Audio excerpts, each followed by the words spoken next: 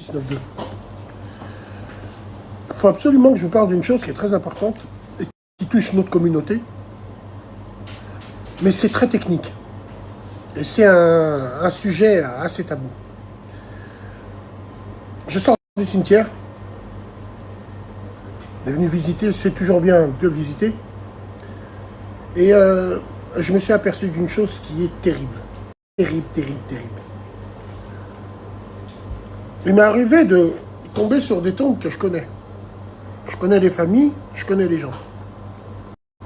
Et ce qui m'a le plus choqué, c'est qu'il y a des photos. C'est qu'il y a du marbre.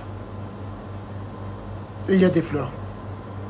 Et wallah, sur certaines tombes de papa, de maman ou de gens que je connaissais dans la vraie vie, Allah yarhamhum, je me demande, et c'est là où je me suis fait un vrai constat. Regarde, je vais te donner un exemple con.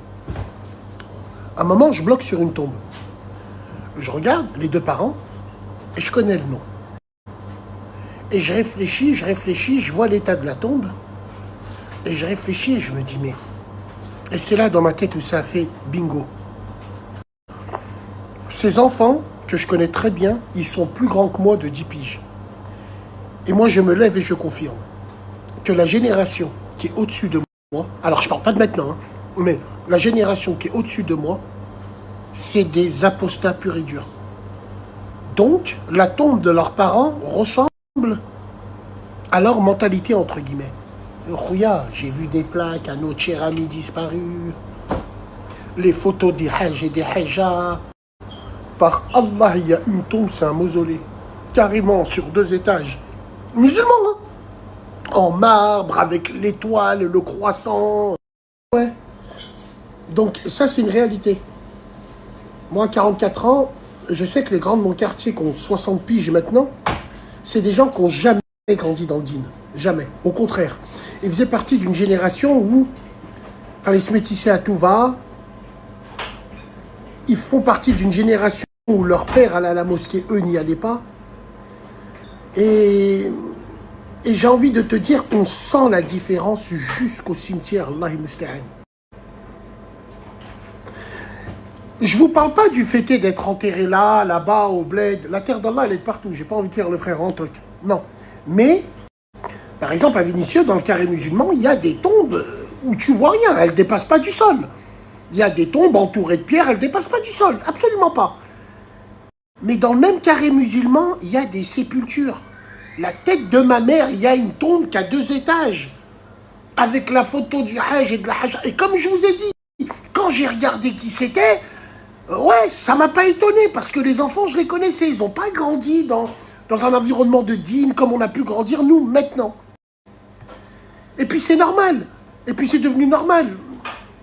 Voir des tombes de musulmans, tu sais que c'est des familles musulmanes avec des fleurs dessus, avec des sépultures, avec du marbre, avec du... En tout cas, moi, c'est le constat que j'ai fait.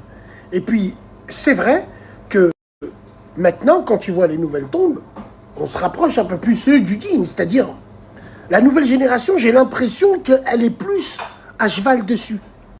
Mais la génération avant moi, là, plus apostat que tu meurs. Wallah, il a dit, tu meurs. Il n'y avait pas de dîn. Pas par rapport, pas question qu'ils n'avaient pas la connaissance. Non, ils s'en foutaient complètement. Tu regardes les jeunes des années 80, qui avaient 20 ans, dans les années 80, le dîn, ils en ont rien à foutre. C'était une génération où pour rentrer en boîte, fallait être tout le temps avec des blancs. C'est une génération que je déteste. Moi, je l'ai toujours dit, c'est une génération que je déteste. Famille ou pas famille, c'est une génération que je déteste. Choisis ses amis, mais on ne choisit pas sa famille. Donc moi, j'ai envie de vous dire, ce constat-là, je l'ai fait, il est terrible, il est criant de vérité. Wallah il adim. Et commencez pas à me dire, ouais, mais ils ont qu'à être enterrés au bled. Non, mais frérot, en France, dans des carrés musulmans, aujourd'hui, tu peux faire une tombe modeste, qui ne doit pas dépasser du sol. Mais moi, je me dis, qu'est-ce qu'ils ont, les Harbis? Quoi qu'ils font des brunchs maintenant. Tout ce que les Gouerri font, les Harbis le font, mais ils le hlélisent. Enfin, comme un mec bacon, quoi. En tout cas, c'est un sujet très intéressant, il faut qu'on en parle.